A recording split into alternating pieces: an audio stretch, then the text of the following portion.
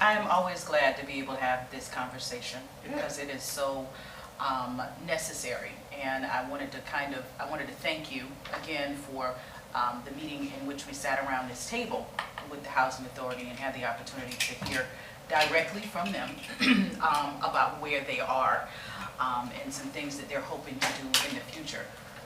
For me, Mayor, there are some things I think that we can do. I mean, clearly they do determine a bit of their destiny, but we can also aid in a little bit of that destiny determination as well. And that's part of what I'd like to talk to you today. I just jotted down a few notes that I was hoping to just kind of have an organic conversation with you about, pick your brain, see where you were, and then, you know, obviously hear from you. I just want to have a very organic conversation. But this right here, obviously you remember from their presentation the other day, I asked Toya just to print out too, just in case you needed it. I was really grateful to see some of the things that they provided to us. Obviously, in that data is always good to have digested. Yeah. It is, and it was good. They provided some things that I wasn't aware of, and then they provided or put on paper some things that I did know. But it's always good to be able to see it and process it better. That portfolio information is one thing that I honed in on in that meeting that night, and want to continue to hone in on, because that is the issue, right? You know, you start talking about the housing stock, and I asked them to please break out, by development, the age of these things, and they did, and we know that we were looking at an average of about 40 years. And so how we begin to address that, obviously, is still a concern. I think, though, in order for us to do that effectively and sustainably, who is at the helm of that is critical. You know, leadership is important, board composition is important. And I think there are wonderful people that are there now who won't be there always for a number of reasons, but that we, as a board and as a commission, can be very intentional and strategic as to how we help this organization to do the work that it is created to do in a meaningful and in an impactful and sustainable way. So part of my conversation today, I want to focus on the board and its composition and get your thoughts, because from my understanding, it is the mayor who gets to appoint. I know Dan is not a part of this conversation. I don't know what the history has been of previous commissions and how much influence commissioners have been able to have, but I certainly want to prick your heart and your ear about where it is that I am in terms of how we create the board that we need to see that's going to move us into the future that we want. Right. I look at the Tampa Housing Authority and I say, wow, what work that they're doing. And one of the things I think enables them to do that work is that they have a very experienced, specialized board. When I was taking a look at it, I mean, literally, their president is an urban planner of 40 years. He's been doing that for 40 years. One of their other board members is a board certified in construction law. They've got someone else who is from the commercial lending sphere. Then they have a principal strategic planner at residential and commercial design and build firm. You know, so there's some really industry and housing specific expertise that people are bringing to that board that I would like to see us begin to incorporate in our board. Okay. I'm concerned, and I haven't read their charter or whatever their organizing document is. Mm-hmm. I'd like to see them have a bigger board. I'm glad you said that, and I'm using Tampa, Mayor, only because in my conversations with people both here locally and friends that I have in other places throughout the state, when I ask them, who is the preeminent housing authority in this state, everybody points to Tampa. Right. You know, and what a wonderful thing, you know, that somebody can identify an organization and say they're doing great work there. I have no shame in looking at what it is that they're doing. To your point, they have a larger board. They have a larger board.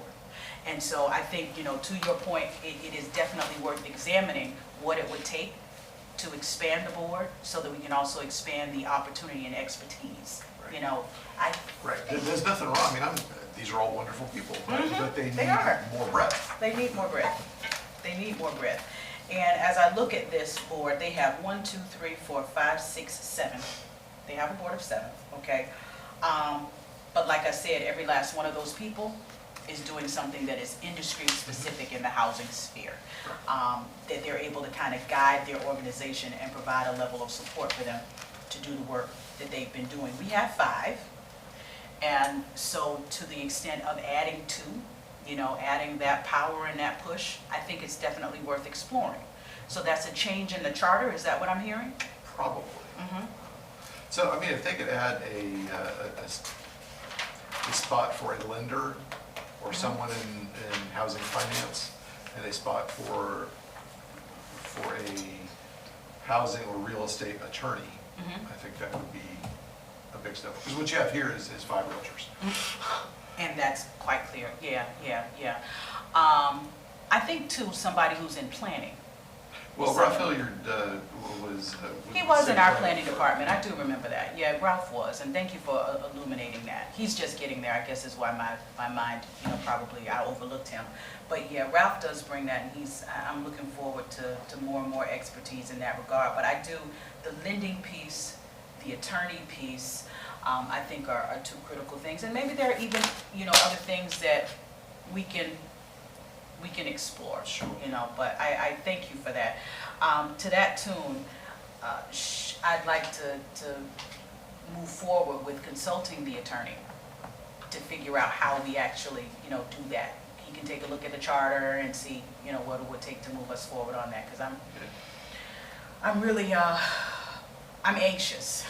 I am anxious. So, Jatoya, you're hearing us clearly, I'm sure, that we're going to ask the city attorney to take a look at the charter for the housing authority and what it would take for us to expand from a 5-member board to a 7. Okay, or, you know. And I want to be careful and not visit things upon these folks. I you know, talk to them and say, here's what we'd like to do. Yeah. I think that's, you know, that's feasible. I also think they need some guidance, to be very transparent with you, Mayor, to be very candid. Like I said, I appreciated the conversation the other day, but I also think there's a reason that we've been standing in the same place for a while, okay? And to the extent that we can provide some support, some guidance, and a nice nudge, that we should help them in that regard, because what helps them invariably helps the people. I will say that I take personal responsibility for this. In 2018, they came to us ready to do stuff. They were excited, that they wanted to move it forward, and it was a lot. Some of those folks are no longer around, and I kind of put the brakes on. We had a meeting down here, and I said, this all sounds lovely, but both Commissioner Johnson and I at the time said, hold on, we need to know more about what you're talking about before we start signing on the dotted line. And it really, that had, I don't want to say a chilling effect, but it definitely slowed it down. Or at least they went in different directions. They didn't talk to us about what they wanted to do too much anymore. Right. Until, 2-3 years ago, year and a half ago, whatever, they invited me to a ribbon cutting.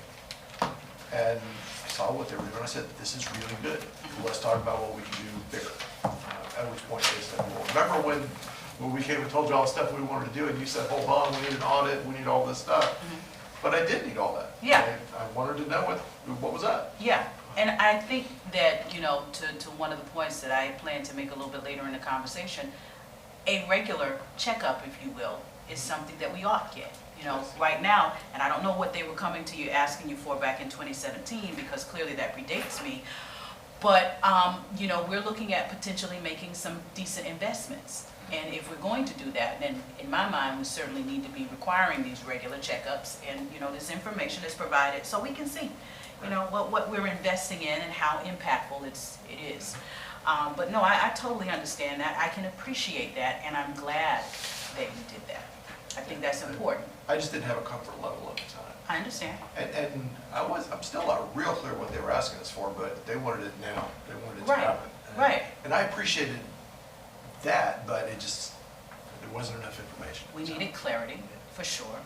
And we needed to understand, what the project with an S or without an S would be. So trust me, I understand. I think too, Mayor, that there has been a pretty major consensus in the community at large just about the housing authority itself. And I look forward, like I said in the meeting the other night, to charting a new path forward. Because the community wants to be able to trust and depend on the organization to do what its mission is. And to the extent that we at the city can help them do that, what we pour into them is supposed to help the people. Right. And I want to maximize that as best we can. How we can help the folks, the people of this city who need it the most is really where my head and my heart are. So, absolutely. When we had the conversation the other night, I think it was a good first step. I think that I am still quite curious about specifics. And I think that lends itself obviously to more conversations just like we had. Were you having conversations with them annually? No, we've only had, I think we had them at a commission meeting in probably 2020. I'm trying to remember if it was before or after COVID. I think it was before. And again, that just slowed everything down. But we had that one joint meeting, and then we had them ask them for a command performance, basically come tell us what you're working on at a commission meeting. And then I think that meeting we had, the joint meeting last month was the next one. The next day. Yeah. So I'd love to hear your thoughts on a more regular meeting schedule, if you will. I'm calling it a schedule, but I mean, and I guess essentially that's what it would be, but literally us carving out a time where we say, every 6 months or, every quarter. And it probably would depend on what we're doing with them. If we have given them monies for something, I know I definitely would be interested in hearing from them probably on a more regular basis, just to make sure they're okay and that everything is running as smoothly as possible. But what are your thoughts on more regular meetings with them? So we should at least once a year have a joint meeting. I'm more aware than ever that joint meetings can gum up the schedule pretty quickly. And I don't want to overload all of us with joint meetings, because we've got to have with the county. We ought to have them more often with the school board. And those are essential. And then adding in, we probably ought to have at least once a year with the plan board. And having these folks meet with us once a year is probably enough, as long as we're getting regular reports otherwise. Yeah. And we can ask staff from Housing. the Housing Authority For sure. to come make reports to us a couple of times a year, or more often if we have money flowing. But we should, as board members and commissioners, we ought to meet at least once a year to know that we're all on the same track. Or know that we're diverging our tracks, or whatever the case may be. Right. But we're certainly within our rights to ask them to come report to us more often than that. And I like that idea. I like the idea of a joint meeting at least annually, and certainly, some kind of get-together, even if it's between the housing, like our housing staff and them, and our housing staff comes back and says, in our meeting with GHA, this is what they've shared with us. But I definitely want to hear from them on a more frequent basis, just because, honestly, I think they need it.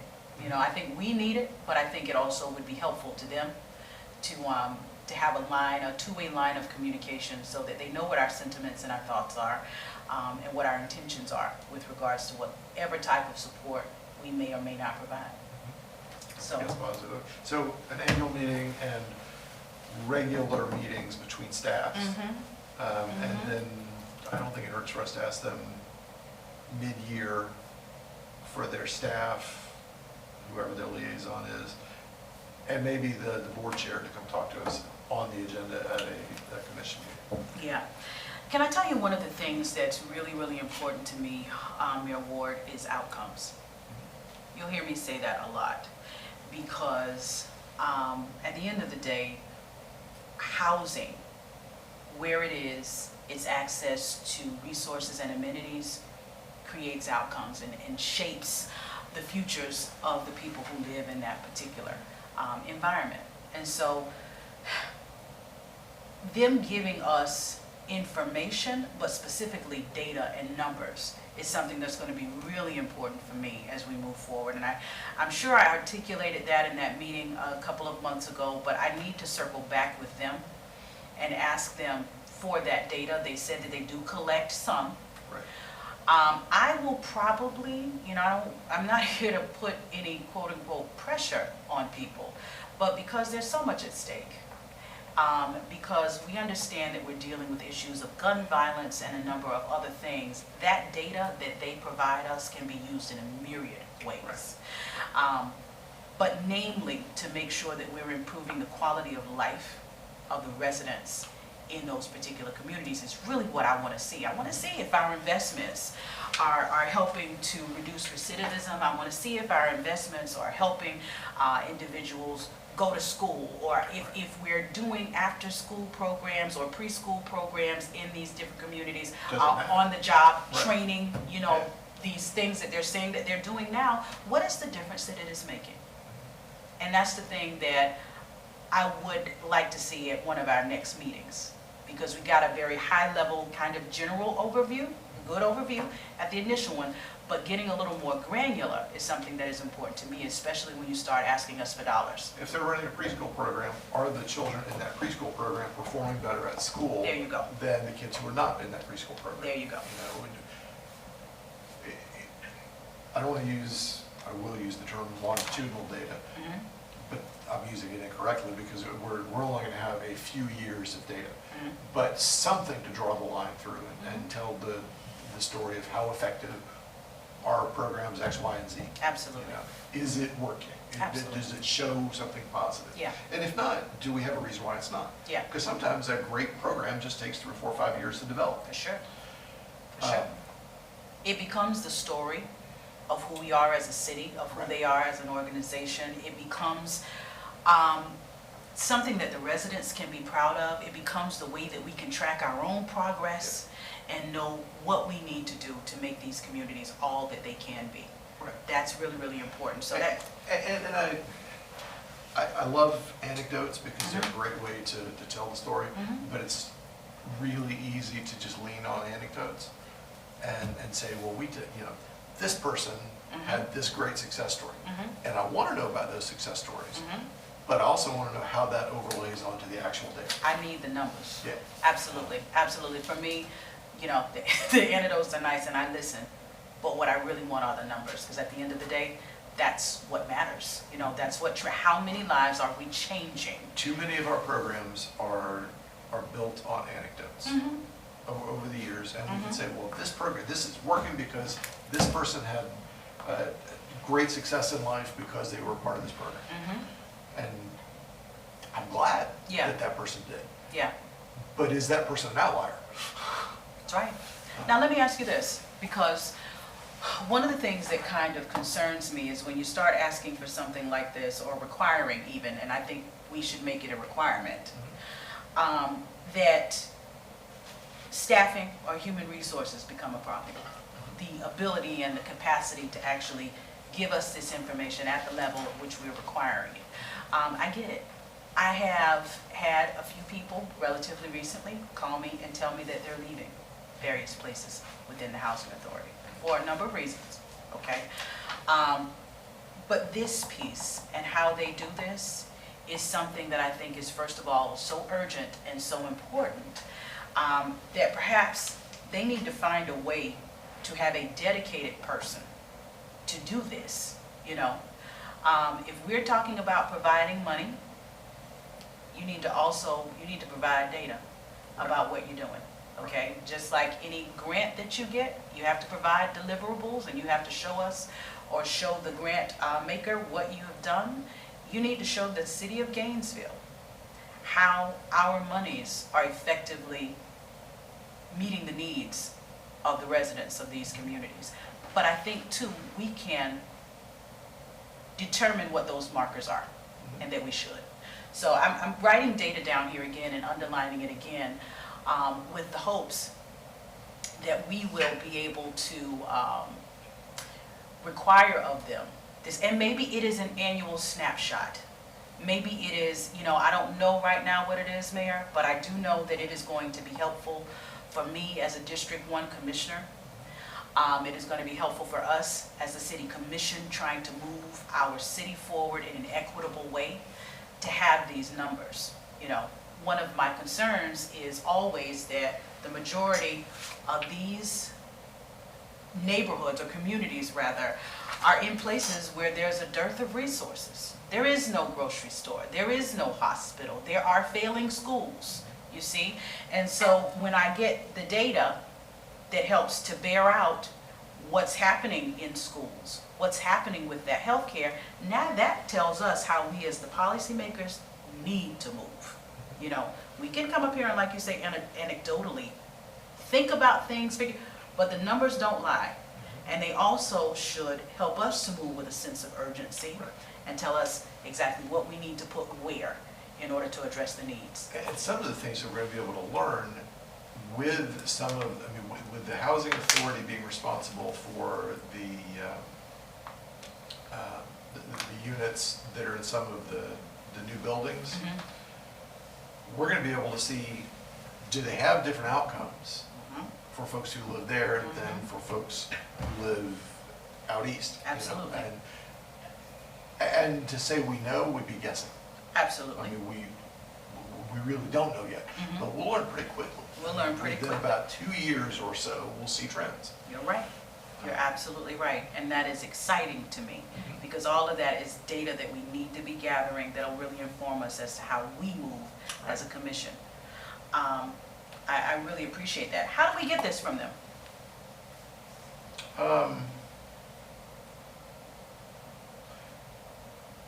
Why don't you make a motion either at member comment tomorrow or at the next meeting to ask that I write a letter to the Housing Authority Board and say these are expectations is the wrong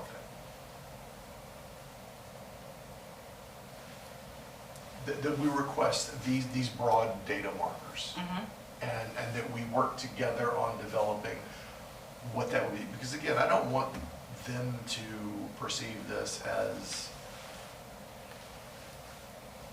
us telling them what they're doing wrong. Oh, no, I want us to perceive this as a partnership. For sure. I don't want them to perceive that either. I think that collecting this data is going to help all of us. Absolutely. So it's certainly not telling them what they're doing wrong, but it is saying that, we as the city are concerned about outcomes. Right. And here's how you can help us to measure them at your properties. Well, they've got 544, is it? Units. 544 units. Yep. That's 544 families that tell a story about Gainesville. That's it.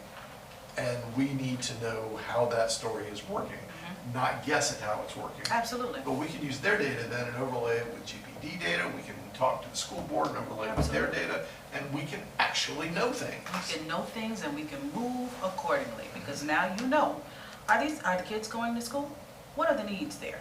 You know what I mean? So that then becomes this, we now have a data bank that all of these agencies can use to move us forward. That's for me where I'm headed mentally with this, and really what I like to see. Well, and that's going to put us in a position to get more funding from not only the federal government, but also from foundations who are generally pretty careful about where their money goes. Sure. But if we can show that, we know what happens when we pull this lever, these things happen. And if you could give us X dollars, we could pull that lever more times. Absolutely. Absolutely. I think that puts it's not quick. It won't do anything for the next fiscal year, but it builds our capacity to chase money, It does. to change lives. It does. It does. And the thing too, besides that, Mayor Ward, for me, it allows us to show families that this is what's happening. Right. We're paying attention. We are monitoring this closely, and we're collecting the data to try to ensure that we are able to move the needle on what the issues are. This is, for me, the only way that you can do it. If you don't measure it, you can't possibly begin to address the problem. And I want to work with other organizations too, but I don't think anybody else is consistently working with 500 plus families. And that's why, the fact that we appoint their board, and B, the fact that they have such a large reach is why I want to work with them. I mean, I like what other organizations, private and public, are doing. Yeah. And I don't want to not work with them, but this is where the numbers are. Yeah. I think, we've had some interesting people that I have met in the last few months who are entering into this affordable housing, low income space. Did you get a chance to go out? I think I heard that you went out to Horizon. Did you go to, right? I went there, I took a ride with Ed Jennings, looked at what he's working on. Yeah. So I'm glad to see other partners, so to speak, and I'm calling them partners because hopefully there is still, we will make opportunity for them also to work with us. I'll tell you, and just being very candid, one of the things that was concerning to me when the Housing Authority came to us with this idea of an MOU was it gave the appearance that we were only looking to partner with the Housing Authority. And even though at that moment there was no fiscal impact, there's always a fiscal impact. You're not partnering with us for smiles. You're partnering with us because you want some money and some support. I get it. That's the name of this game at the end of the day. You need money in order to do your projects to serve the most vulnerable. I just wanted to make sure that we were not giving the appearance to anyone else, like the developers over at Sunset, etc., that we're not willing to bring them to the table as well, because I think that in order to address this housing crisis, that's the effective way to do it. We can't cut anybody out who wants to come to the table. We got to play ball with everybody who wants to work in this space. We just have to figure out how to do it. And there are more people coming to the table. Absolutely. Absolutely. I will share this with you. I had one of them to call who was concerned that the Housing Authority was, I guess, reaping the benefit of what they perceived to be an unfair advantage. There was, I think, the most recent monies that we put out on the street, they were just concerned. And I said, let me kind of take a look. Let me ask some questions, because I don't want anybody to feel like that. We want you to come to the table. We want you to not just want to create affordable housing or low-income housing options here, but we also want to be able to support you as you do that. We can't just work with one people. You're right, the numbers are here, but the goal are also to be able to move you from here into something, into progress, advancing out of this particular situation, which is another issue altogether. This is a safety net. We should not want to keep people in the safety net. We should want to help people get on their feet and be able to more determine what they're going to do with their lives, as opposed to just holding the net there. We need a bigger net. We need a much bigger net. But we want to help people get out of the safety net. And we know that is so multi-layered and doesn't just include this, but our wages, what the living wage is here and how that impacts one's ability to move from this to the next level. So, a lot of moving pieces here, but I'm going to remain hopeful that as we begin to restructure this board, as we begin to look at the data markers that we collect and use that for ourselves as policy creators, also for whatever grants we write, that we can really start to see the change, because I think we will. I think we will. But by the way, one of the other positions I neglected to mention that I think we need on that board is somebody who lives in For sure. Housing Authority. Did you see the young lady that was sitting on this side of the table? Star. Porter. She's on our Star. board too. She's on your board as well? Good. Yeah, that's a good Star, thing. yeah, she's the resident that I lives would there. like to see that, if, it may be codified, I don't know, but it should be codified, that there is a space Absolutely, required for that. absolutely. Yeah, LaTanya Porter is their person, and this is her second term. So let's definitely ask, because I'm with you, I think that definitely ought to, if it's not codified, let's make it codified. But let's ask the attorney, let's ask Dan. At least get a copy of their charter, or whatever their organizing document is.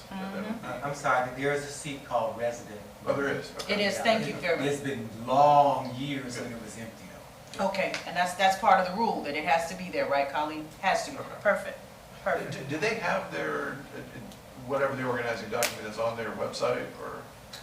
I don't know.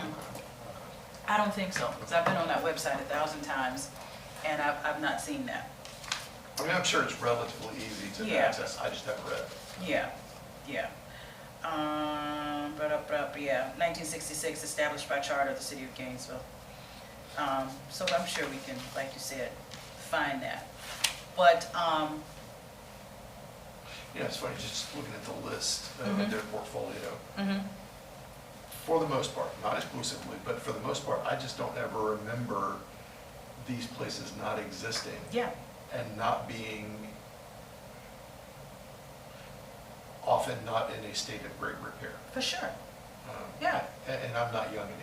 Right. So, I hear you on that. I hear you on, and that is my concern. Yeah. You know what I'm saying? So when you look at the fact that each one of these is 40 years old, and that's why I was really intentional about asking their director, when was the last time that any of these have had any type of renovation? right, right.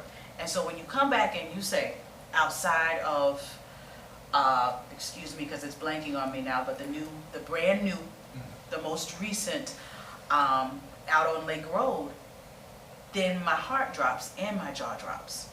Because you're talking about 40-year-old, Right.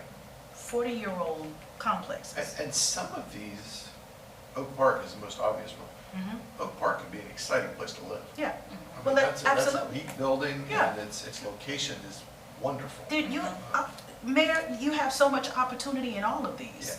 You know, from the location. Now, a couple of them, to be honest with you, just because the structures themselves are antiquated, you know, we probably would have to raise. Right. You know, let's just be honest that you cannot, it's just not, in my mind, even humane to live like that anymore, you know. And I can take you to a couple, right, Caroline Manor is not the greatest, you know, it is a very antiquated style space, and the what is it, the Lake Road apartments that are right adjacent to that. So, you know, there are some real structural, you know, issues that have to be addressed just in terms of the stock, the type of housing that it is, but I consider that opportunity. You're looking at, you know, we're so big on parks and green spaces and everything. You're right by one of Exactly. our most beautiful open spaces, library. We gotta do You are something next with, door. we gotta do something with East University over there, continue Yeah, those, and you know, we safety expect you to push it, improvements. yeah. Okay, but here's where they live. Yes. Which I think we have a tremendous opportunity and frankly duty to push the improvement of those spaces, because they have looked like that for too long. And watch this, I guarantee, this is a little anecdotal, but I guarantee we will see the progress. The data will shift when we change the stock of this housing for these most vulnerable individuals who live there, because a lot of them are living in spaces that their parents and even their grandparents lived in, and they looked the same. Right. I don't need to ride by there and see not just a falling down sign or an AC unit that is hanging out of the back of the house.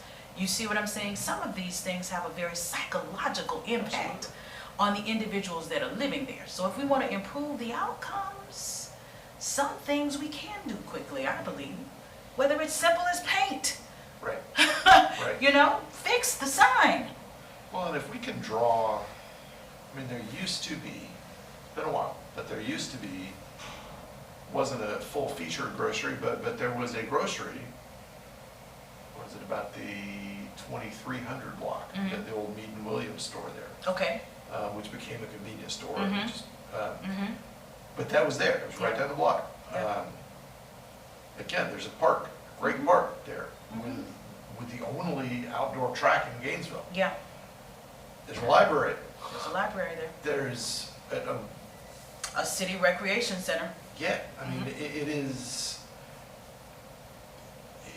literally next door. I Mhm. mean, that is location, location, location. It There's- is. There's high school not far away. That's right. I mean, walking distance. Yeah. There is opportunity there. Resources just have to get into this Mhm. to Mhm. rethink how this works. What I was really hoping to see, and what I hope to see in the future, is a very clear strategic plan that includes all of these. Just to kind of, I think because for me it is not just urgent, but it's also very practical, prudent, and wise. That you sit down and you take a look at your portfolio and you say, here is the vision over the next, and I think I heard their chair say something that they do have a 5-year plan. That's fine. But you know what? I need to see something beyond 5 years. Sure. Because it's going to take more than 5 years to address these issues, okay? In 5 years, you may be able to get to one, even though we've had a little bit longer than that where we didn't get to any, Right. okay? We need to see a comprehensive plan of how this 40-year-old portfolio, because your whole portfolio is 40 years old, is going to change. In year 1, we are going to address blah, blah, blah at this one. In year whatever, we're going to raise and rebuild, okay, for these same people. And see, that's where some of the legalities, which frankly, I am not an expert in HUD or the Housing Authority and how their rules work, but I will be very clear when I say, I am not interested in displacing the residents that currently live there. I want everybody, if anything has to be raised, to be able to come back to where they are, period. How that happens, if you have to do it one brick at a time, then we do it one brick at a time. That to me becomes the concern. Like I said, I hear there are rules now. HUD doesn't operate the way that it used to operate. Okay. But how can we as a city help to grow this town, this place, in the way that we want it to grow? We know we'll abide by HUD's guidelines for sure. But we also, I think, have some dominion and some authority as to how we can protect the people. So we, not only in the city, but the county, certainly the housing authority, the school board, institutionally, it is very easy to fall into letting the rules from a funding organization dictate what we're going to do. I think that the better approach is, this is what we want to do. How do we use this funding source to meet our need? Absolutely. And I get really frustrated with things that I hear from the county about particularly rapid rehousing kind of things. Every time the rule changes, well, that's the way we need to do things. No, we need to stay on path for what we're trying to accomplish and figure out how to use that funding source to accomplish those things. I hear you. Not change everything we do to match the funding source.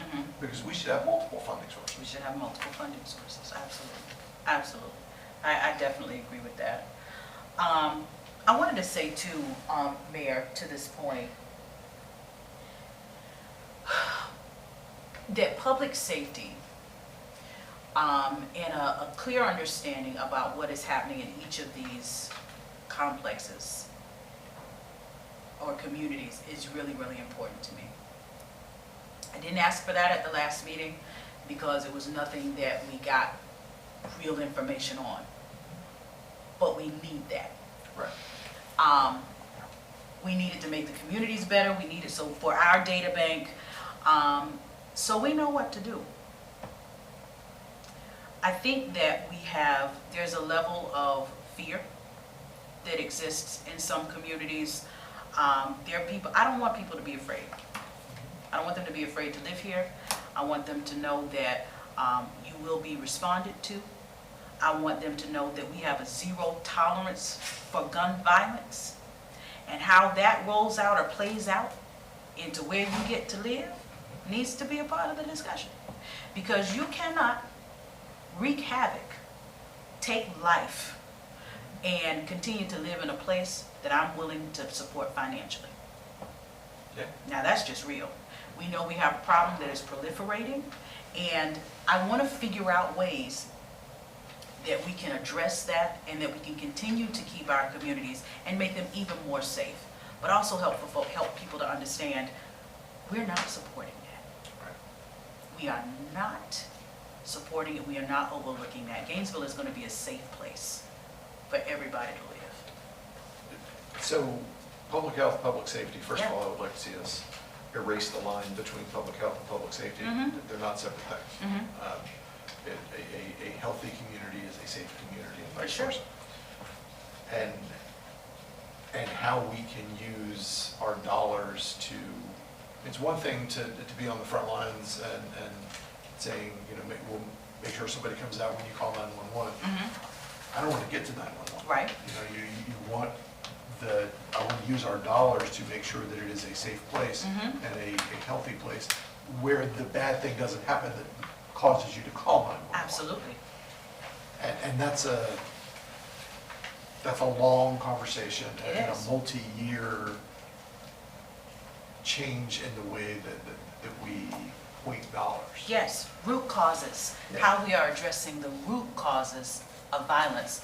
This housing authority, in my mind, has to be a part of that conversation. So once again, this speaks to that data piece, but it also speaks to a level of intolerance that we should simply have. You're right when you say a healthy community is a safe community, absolutely. And there are a number of things that feed into why communities become unsafe. But the idea that we would be very intentional about taking the time to root out what those things are is something that is important to me. I'm glad that you said that. Places to go, things to do, mentors, and jobs. You've heard me say that several times, and I only say it because that's what the kids and their parents have told me. I will continue to be that trumpet because when we start talking about root causes of violence, and when they are telling us what they need in order for their communities to be safe, I think we have to take them at their word, and we have to meet them with those resources as best we can so that the communities become safer places. So I think, Mr. Mayor, in our next meeting,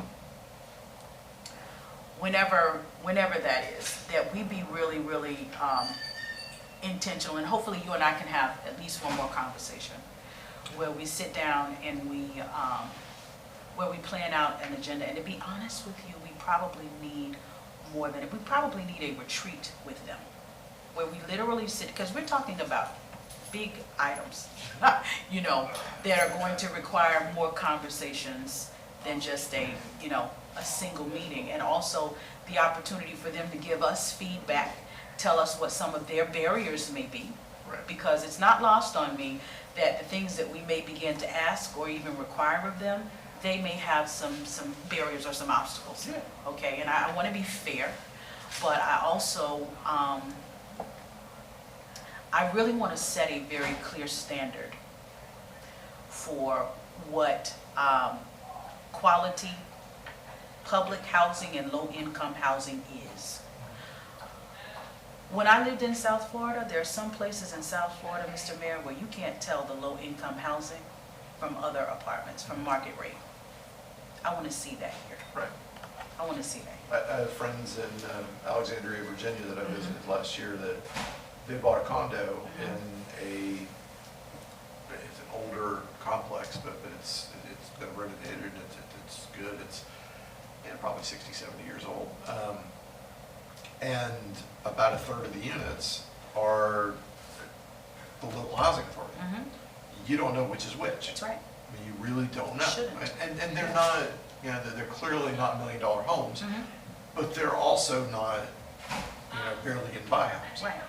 And you just can't tell the difference between which one's a housing authority unit and which one somebody paid for. Yeah, That's yeah. how it ought to roll. To get to that place is when we start to see healthier community.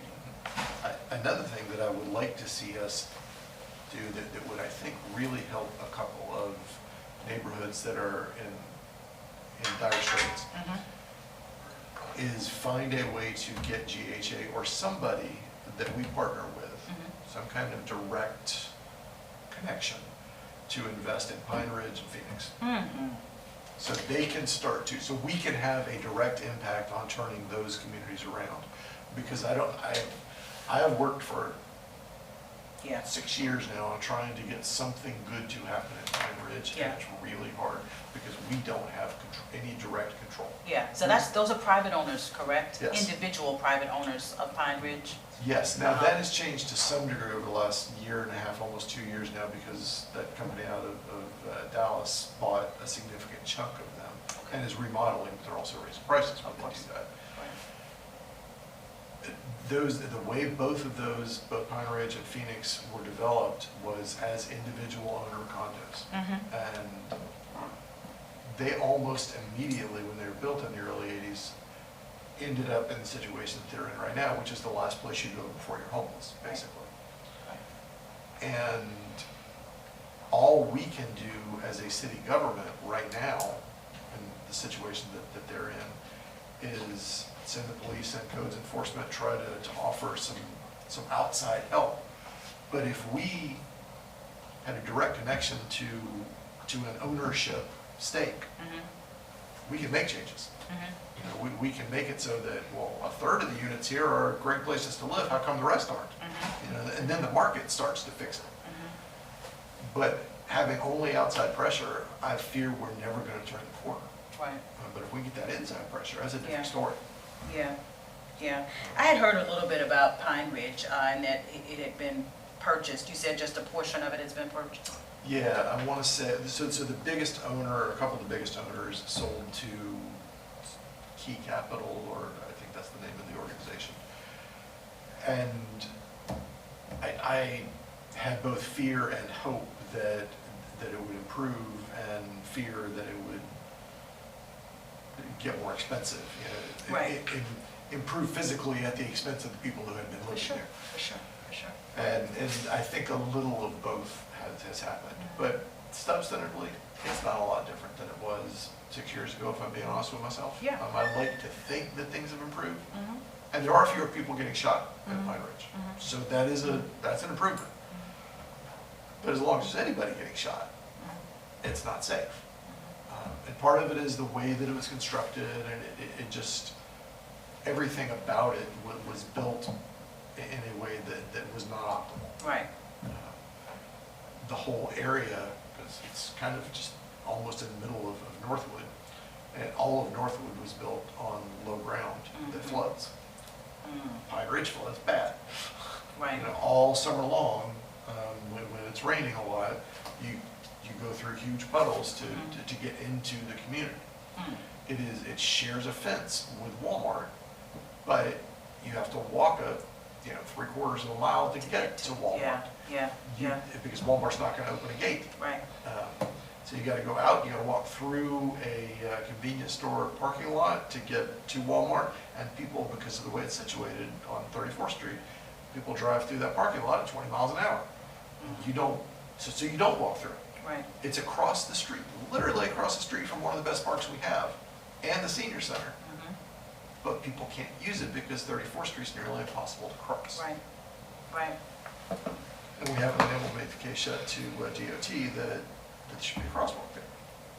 That would change lives. Change lives. Yeah. A lighted crosswalk at the entrance to Pine Ridge, all of a sudden people are able to use the senior center and Northside Park because you can see it. Right. It's just Yeah, hard to get to. that's the sad thing, that unfortunately we'd have to have some people to die before DOT would actually pay attention to the need. I would love to see them be more preemptive and be on the front end of the issue before a loss of life or something tragic has to occur. That's so sad that that's the formula. Right, we had a crosswalk on East University Avenue. Oh, yes. Because Dylan Because Dylan died. Yeah. And that is frankly unacceptable, to Yes. be honest. We had lots of people, several people die in front of Grace Marketplace before they would finally say, I want to yeah, ask other this. people have died. Yeah, and this takes us slightly off the, it's tied to housing because it's tied to the way that people move through communities. But I have to ask this because, you know, I've said this before and I think I got a couple of side eyes and it was okay. But, you know, there aren't very many, and I'm trying to think if there are any outside of the Helix Bridge, you know, overpasses in Gainesville. I can imagine that an overpass is something expensive, but what is the apprehension to overpasses over major highways, you know, like Waldo Road, where I drew our attention to the trail that cuts through, I'm telling you, it cuts through Waldo Road and it is unsafe. The flashing light is not going to keep a truck or a barreling car from hitting someone. You see, that's my deep concern, because when you are coming around on Waldo Road, you're coming around on a curve. And sometimes, here's the thing, you're reliant on the person who's traveling the trail to hit the light to make it flash. Right. That's dangerous. If I don't know to press the light, if I forget to press the light doesn't get pressed. Right. I'm coming around at the speed limit and could still kill someone or seriously injure someone. If it is a matter, and I don't want to get too deep off into transportation issues or you know, just the whole pedestrian thing right now, but if it means that the indicators are further down the street, if it means that we take people up off the street, because I'm going to be this honest with you as I think about 8th and Waldo, and people from District 1 being able to access the pool and the stadium and whatever other improvements we make, I want an overpass. That is so dangerous. So in the research I did several years ago, Mm-hmm. and talking to folks who do transportation Mm-hmm. about overpasses, is the two issues are, A, that they're very expensive. Okay. And for two reasons. First, you gotta buy lots of right-of-way Mm-hmm. just to get the slope up. Mm-hmm. But the bigger reason is people don't use them. People will still primarily cross where they want to cross, rather than climb up and over. Mm. Which they call it, what do they call them, cow path. You build the crosswalks Mhm. where people have built path. Mm-hmm. Mm-hmm. So let the people show you where they want to go. Mhm. And generally speaking, not exclusively, but generally speaking, people just don't use the up and over. Oh my Like, God. So the one in the Helix Bridge is a Mhm. little different because it was a railroad. For sure, So yeah, that's it different, and wasn't- people, you're already usually on that little pathway. Yeah. But I mean, when I think about traveling up from Duval, the community of Duval, excuse me, I think about young children, or I think about people who are in a wheelchair or some sort of device like that, and I watched them try to cross. Matter of fact, I took a picture the other day of a man who was trying to cross the road, bless his heart, and he was struggling, and I'm thinking, wow, if we had an overpass here, and even just in terms of whatever traffic we may begin to generate in that section. Like I said, I don't want to sidetrack us too much here, but I don't know how we're going to accomplish the parking structures or how we will deal with any of this. But for me, just in terms of accessibility and being able to get to and from, whether it's large crowds of people trying to get to and from, or whether it's just making sure we keep whoever safe, having the option not to be on the road. Because I'll tell you, I would definitely use the overpass. Because that means now I don't have to wait to cross the road. And it also means that now I don't have to worry about someone either not paying attention or whatever hitting me while I'm crossing the road. So, but they can be some very expensive ventures. I looked into just a little bit, and it's not even my wheelhouse of what the construction of them can actually cost. But I don't know that these are not investments that we shouldn't consider, at least in some places. So part of the way to make it safer, particularly Mhm. there at 8th and Waldo, Mhm. is to have more stuff going on. For sure. If you add in another light or two, Mhm. slows people down, Mhm. and because right now people can build up pretty good speed on Waldo Road, And they do. and not only, I mean, even if they're not speeding, if they're going the speed limit, Mhm. it feels like a highway. Yeah. And the more you have to stop, Mhm. the less it feels like a highway, and the more you're paying attention. It's inconvenient, but that very inconvenience makes it safer because you are on instead of, oh, this is a highway, I'm just doing my thing. Oh my goodness, there's a kid. Yeah. So the less it is a highway and the more it is a street, by far the safer it becomes. Okay, okay. That's what I've been able to find out. I am certainly not a transportation, but that's what I tend to get. Yeah. And because for a while I was on the let's just build overpasses train, and the bigger problem is that after you spend all that money, people still walk underneath. Most people still walk underneath because they want to get point A to point B instead of up and over for the most part, particularly young people. I definitely, I can definitely hear that. I really do want to explore that a little bit more because I have a feeling that there are at least a couple of places where we may actually see the benefit. We can talk about that in another conversation, but I did want to mention this to you as well, Mayor, because it was a conversation that came up over at the county, and I think we have not yet had it, and we do have several, if not all of us, who are deeply concerned about affordable housing. We say that a lot too. We don't often speak about for the most vulnerable, you know, and I fear sometimes that the misnomer becomes whenever you say affordable housing, you're talking about the most vulnerable, but you're not. You know, we're not. We need to, I want to make sure we're clear and we're very specific because the folks who live here don't fit the AMI that we're talking about when we have most conversations about affordable housing. But I want to say this to that point. There was a situation with a development, Ability Housing, as you're aware of, okay, that the county has now, and I want to make sure that I'm articulating what they have done very clearly, or at least what they've stated clearly, because I have a concern that because I'm interested in outcomes, that I don't want to see poverty concentrated. I want to see us be able to upgrade and address everything here, but when we start talking about development, that we are putting our most vulnerable where the resources are. We are growing District 1. District 1 is busting at the seams with opportunity. Right now it's opportunity.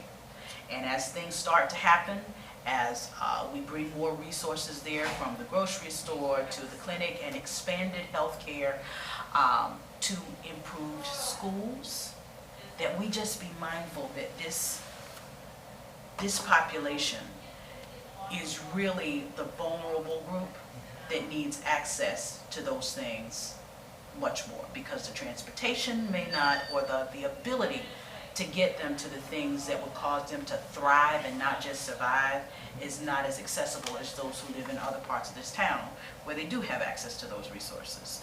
So I'm saying that to say, because this commission has never had the conversation about where we put or allow certain things to happen, you know.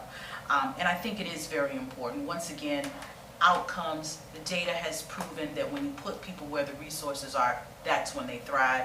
I'm not asking for that conversation right now. I may eventually bring it forward, but I am saying that as we start, as we continue to think about this housing through the Gainesville Housing Authority and the projects that they come to us with, that we be mindful, because I don't know what else they may come. They may come to us and say, we have a desire to put something somewhere else.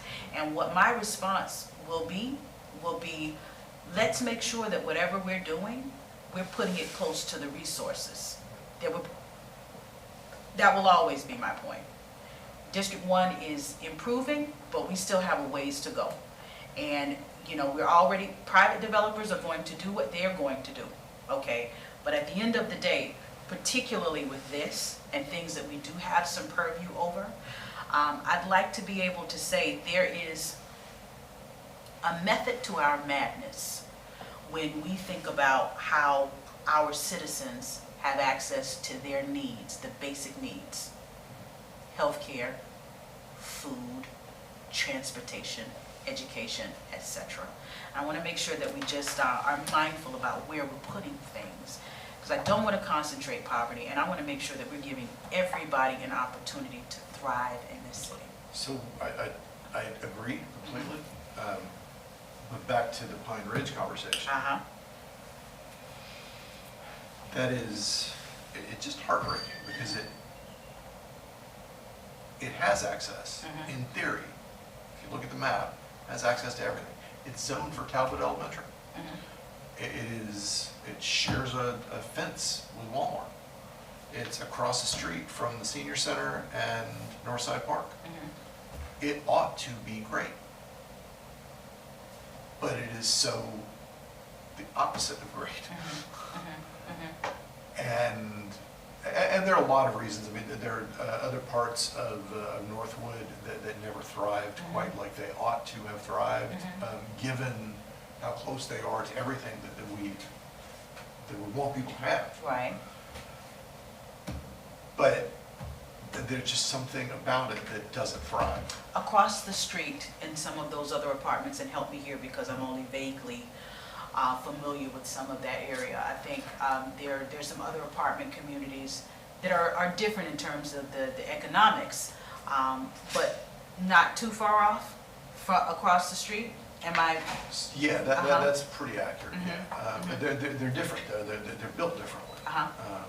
And they're built kind of But in out terms of the the way. economic piece, you know, the folks that live there, are they pretty much on the same economic status? Not quite. Uh-huh. I mean, it's because, again, Pine Ridge is about as poor as you can be. And so that it's, you know, if Pine Ridge is subsistence, Mhm. they're maybe 50-60% AMI Mhm. across the street, I would Yeah. think. Okay, Um, okay.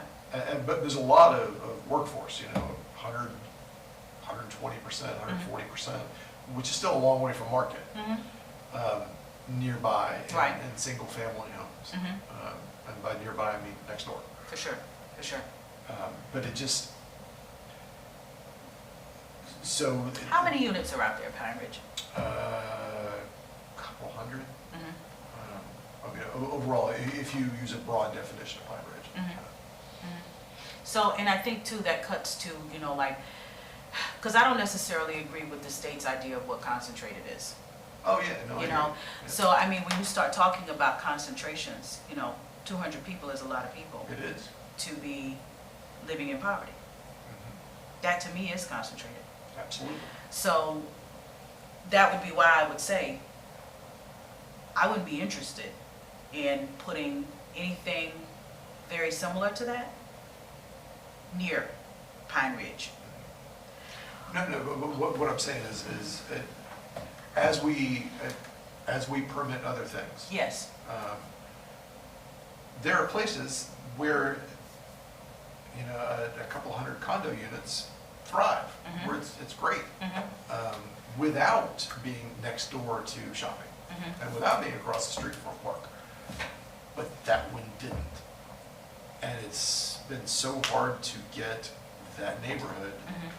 out of the really the deepest poverty. Mhm. And I've been walking it, talking to neighbors there and trying to figure out how we can help for 6 years now. Mhm. And we just don't seem to be able to, and it goes way back longer than that. For sure. Because again, they were built in the early 80s. Right.